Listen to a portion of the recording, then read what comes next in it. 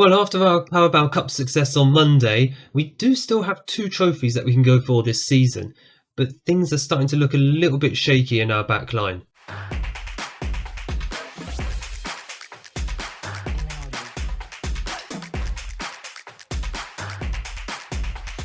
Hello and welcome back to Unemployed to Legend Club 4 episode 7 with Liverpool. My name is Craig and come up on today's episode. We have two competitions that we are going to be focusing on. The second leg of the Europa League quarterfinal against Anderlecht and a league game away against Fulham. I think it's away. Where is it? Yeah, it's away. That's fine. Since you were last with me, we've only done like a handful of games since the League Cup final against Watford. A astounding 6-4 thrilling loss, and I say that word lightly, thrilling, against Leeds United. I don't know where that defensive performance or lack of came from, but thankfully we followed it up after a friendly win with a league win against Aston Villa, and then the first leg win against Anderlecht 3-0 in Belgium. So we bring that 3-0 lead into the second leg at Anfield, which is excellent. And the league table is also looking like this for the second half of the episode. Obviously, courtesy of the League Cup win, we guaranteed ourselves Europa Conference League for next season. But of course, we want Champions League for next season, and hopefully the title to go with it. Because 5 games to go, with 3 points clear at the top of the league. And you know what? I think we could possibly do something good with it the rest of this season. Because games-wise, we have Fulham, which we're seeing in this episode. We are also seeing. No, we're not seeing, but we've also got to play Tottenham away. That's a tough game. Wolves, Everton, and Leicester at home. Now, of course, as it stands, we're probably going to see Everton, Leicester, depending on how the title race is actually shaping up. But we'll see how the next few games progress, certainly after this episode. But first up, we need to sort out the Europa League, and there have been a few changes to the squad. We're just going to go through the starting 11 now anyway before I go through those afterwards. So we got Dennis Simon is in goal, a back four of Silva, Debola, Bazera and Amaral all at the back. Canate ahead of them in that anchor role at the base of the midfield. Infantino and Jones ahead of him. De Catalare, the attacking midfielder, with Ronaldo and Farley up front. Now, where is Charlie Ross, I might hear you ask? Well, the idiot managed to go get himself sent off in the last match against Anderlecht.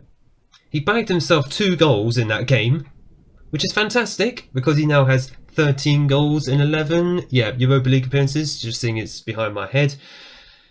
But then he made a needless challenge for some reason late in the game, even though we were already 3-0 up. And the opposition were nowhere near our goal. So I don't know why he did that. I gave him a warning. I'm like, do it again, I will fine you, like actual money. He's been very good for us this season in Europa League. It's a shame that we don't have him for this match, but hopefully we won't need him. Where's the outstretched... Okay, fair enough. Go out and treat this as if you're starting from scratch. Yeah, I like that. So instead we're going with Ronaldo and Ant Farley up front as the 2 strikers, because I want to save Tobar and Luis Carlos for the league matches if possible, certainly the next 2 coming up. Because the Tottenham match is going to be very, very big, but for the sake of time, I think it's good that we watch the Fulham game. Did I show you the Tottenham game early this season? I don't think I did. But either way, we're going to be coming back before the end of the season for at least 1 or 2 games, hopefully to wrap up the title. I mean, we'll see how it is after today's episode. It would be amazing if we could win the title this season, because then if we do, we're hunting the Champions League next season. So I'm not going to jinx anything at the moment, just having to choose my words very, very carefully there. Amaral plays in Jones, and the keeper just about grabs it. Jones is not the fastest player in the world, he's not too bad. Well taken down there by Bazera. You can see, trying to keep a tight line at the back. Preferably if we grab a goal or 2 and then just control the game from there, that would be the most preferable outcome for this match, and then we get ourselves into the semi-finals of the Europa League. We are still chasing, of course, the Europa League, trying to win the whole thing, not just for Champions League qualification, but also the fact another trophy would not go amiss, and trophies are what we are all about here at Liverpool. We've bagged 1 this season with the League Cup, but that's only just the beginning, let's be honest. We would love to bag another one. Going into half-time, it is 0-0 on the night, 3-0 on aggregate. I'll take it. What do I say to them though at half time? Delighted about things are going? Yeah, that's fine. Whatever motivates them, absolutely fine. We are just going to be keeping an eye on conditioning though in this second half as well. We have Fulham 3 days after this match, not 2, like against West Ham and Man City last month, because that was just stupid. The league absolutely tried to screw us over there. Don't know why. They had us play on Saturday after playing on Thursdays, but thankfully we did very, very well on those games in particular, as Farley takes the ball down. Good, effective deep line forward in Europe has Farley been. Just giving the ball away sloppily there, and they're hitting us on the counter attack. Not particularly great, and thankfully Manuel Silva did just enough to put the attacker off, as Curtis Jones is looking very tired in central midfield. We are going to take him off. I wanted to play him instead of Ferrer, just purely because he's a rotation option. I've got to know which webcam I'm actually looking at here. Let's have a look. Amaral is on a yellow card. If he's booked or suspended for the first leg of this potential semi-final, fair enough. We're just going to drop back to balance here. There's no need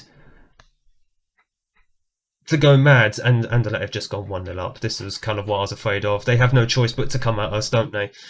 We're just going to drop back to balanced and see if we can try and manage things from there. I do not want to see that again. And let's have a look. Have they been making any changes themselves? Just looking at this, a lot of their players are tired, but are some of ours. So let's get in before they do. Our fullbacks are going to have to be changed around. Manuel Silva is going to come off for Saravia. And you know what, Canate, I want to see if we can have him at the weekend. Stingel is going to come on for the last few minutes, 15 minutes or so. Deep line playmaker? I mean, Stingel's been playing that a lot this season. We have one more stoppage, so we'll try and save that for the final 10 minutes if possible. I was going to say, why is the time not moving? Oh boy, we might have to drop to a low block here. Guys, don't go mad, okay? Oh, well played there. Excellent stuff. Excellent link up between our two strikers. Ronaldo, play it in. Farley, thank you very much, Farley. That may have just sealed us our spot in the semi-finals. 4-1 on aggregate, 1-1 on the night. We have been a little bit dicey at the back recently. Obviously, that 6-4 loss against Leeds was a big indicator of that. I can't believe that game. I wish I'd shown that on camera, but then maybe it would have been best not to, because we were 4-3 up and I would have been tearing my hair out. On camera, had you actually seen that? Right. Final change. And it's going to be a defensive one. Becerra, we want him at the weekend. So Borja, you can come on for the last few minutes. No need to go crazy. In fact, you can go there. Debola could go as the ball playing defender. There we go. And we're just going to be trying to waste down as much of the time as possible. Let's see it through. Get ourselves into the semi-finals of the Europa League. Lovely stuff. And now we go on to face Fulham. That's how you handle a two-legged tie. Fair enough. Let's just see who else actually made it into the semi-finals. So Leon smashed Rangers in the end. 3-1 on aggregate. Rangers did win the first leg. Frankfurt also through. They turned it around against Atalanta. And my goodness, Monaco turned it around against Hertha Berlin. Everybody except Anderlecht turned around a deficit going into the semi-finals. Well, Monaco, we know we can beat. I don't know about the others. We get £1.5 million for playing in the quarter-final. Lovely stuff. Right, we'll go forward a few days and then we'll come back for... We get Lyon in the semi-finals. Yikes. Old enemies. We'll be back for Fulham. Let's go and secure ourselves another 3 points in the league. Right, I don't know why the league keeps doing this, but before our first leg of the Europa League semi-final against Lyon, which is on a Thursday the 1st of May, we play Tottenham on the Monday. Just why? Why are we not playing them on the weekend unless Tottenham have got some stupid schedule themselves? So that's us. And they play Chelsea on the Friday. Does this league know what they're doing exactly? That's just ridiculous. Well, Man United have already 1-0 up against Southampton, apparently. And Man City are playing in the FA Cup. I don't know what else to do. Right, about this schedule. Regardless, we go into the match away against Fulham, who, interestingly, are also playing a diamond. It's the Battle of the Diamonds at Craven Cottage for this one. So the back four is about half the same, except for Borgia at centre-back and Alexander-Arnold coming in at right-back. Stingel coming in at the base of the midfield in a deep-line playmaker role. Lavia and Ferrer coming back in. Anderson Luiz in place of CDK, purely because CDK is actually not in form, and also he's tired. That's also part of the reason I've got to keep rotating them. Luis Carlos and Tobar are the two strikers who are up front. Interestingly, I had a look at the European competitions for this season, who's left in the semi-finals of all three. Not only are Liverpool the only English side left in the Europa League, we're the last English side left in Europe, full stop. This season has actually been terrible for English sides, and I don't know what's been going on, but that suits us down to the ground, particularly in trying to secure qualification for the Champions League. I think overall, if we do win this match against Fulham, we do secure a top four, which would be a fantastic thing to do. Then we can just focus on hopefully lifting the Premier League title. But right now, we need to go out and get this result against Fulham. But it feels like us going across all these different countries in this save has done wonders for the rest of Europe in terms of staying competitive with English teams in Europe, because you've got the likes of Belgian clubs, French clubs, Italian, who are all doing very well so far. And I think as well Spanish clubs, although I didn't actually... Oh no, Barcelona, of course. Real Madrid and Barcelona are still going to be stupidly good. They always are in these saves regardless, because that's what they're like. But it feels a bit more varied in terms of European competition as Borgia heads the ball just over the bar, which is nice to see. But at the same time, we do still want to win the Europa League, so those matches against Lyon are going to be very, very crucial. Right, we've got another corner 5 minutes before half-time. There is Borgia, and he has scored. It's only his third goal of the season. This says just how much he usually stays back, but in this case, he's proven himself to be more than capable of sticking a header in the back of the net, and it puts us 1-0 up at the Cottage in the Battle of the Diamonds. Very good corner from TAA. The two defenders linking up very well for the opening goal. And we got another chance here. My God, that was one hell of a cross from TAA. Lavia, unfortunately, couldn't put that in the back of the net for a 2-0 lead. We go in half-time 1-0. Keep them motivated for the second half as we look for that second goal. Anderson Luiz just off. I don't know if that was a save or if the ball came back off the post, but we're trying to pile the pressure on from these set pieces, and Lavia going close again. I do feel that we should really be sticking the ball in the back of the net for a second goal. It would help me feel a little bit better. Can someone close down Romario, please? Oh my God, what is going on, guys? Ball play forward and Ferrer's not getting that. I don't know what these long balls forwards are half the time. They just feel so pointless, some of them. Oh my God. Simon, you're better than that. It was a long-range effort, man. Heavens, what happened here? This is why I hate... Sorry to break behind the curtain a little bit, but this is why I hate this match engine. What is the point of that? It makes your players look stupid. I truly do hate it sometimes. Let's make... Actually, we're not at an hour yet, but there are a few more tired legs out there. Savavio is going to come on for Manuel Silva. This match engine does my head in sometimes. Let's have a look. Ferrer is going to go off for Adam Wharton, and Lavia can go in as the central midfielder. Wharton, I feel, does okay as a box-to-box at times. He's fairly defensive, but he can also get forward. I do want us to go attacking. That was just absolutely stupid what I saw, and another header just goes over. Please let the match engine be much, much improved for FM25. I don't have that much hope, obviously, for FM24 after the announcement that came out about the match engine. This match engine just needs some serious improvement. Bazera is going to go off. He played in midweek, so Kanate is going to come on. And what else could we even do here? I don't want to go to a high line.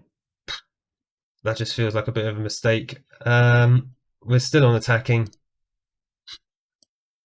Oh my goodness. It's just when you get towards the end of the season, it feels like you're just trying to scrape out as many results as possible. You don't play as fluidly as you do before. Tobar is going to go off for Ronaldo. Let's see if we can get some fresh running at the Fulham back line before the end of this match, but the time is running down. I don't think we're going to get another highlight. Yet again, we let points slip between our fingers, and I'm kind of sick of it. We have an opportunity here, lads, and you don't want to take it. Yeah, we were on top there, and we conceded a stupid goal. It's Football Manager, everyone. Football Manager in a nutshell. You concede stupidity and rather stupid goals. We're still top of the league by a point with 4 to go. Man City have 2 games in hand. They're still, I know they're 12 points behind us, but they are hovering roughly around, although they're into the FA Cup final. So hopefully they'll be distracted a little bit. But we've qualified for the Europa League. We haven't even qualified fully for the for the Champions League yet. 4 games to go. Oh, we're so close. So effectively, we're almost there for Champions League, so that should hopefully be okay. But now it's about seeing where we could potentially seal the title, and if it goes down to the final day, oh god. We've got Europa League semi-finals before that. We'll more than likely be coming back for that. We've got a very interesting end to the season. No, who would have known we would be in a title fight, to be fair, at this point. But we're going to make the most of it, hopefully. If you have enjoyed this episode, make sure that you hit the like button down below and smash the big red subscribe button so you don't miss the run-in for possibly 2 trophies yet to come at Anfield. I just hope we can hold our nerve. Thank you all so much for watching. Thank you all for the support in the series so far, and I look forward to seeing you all in the next video.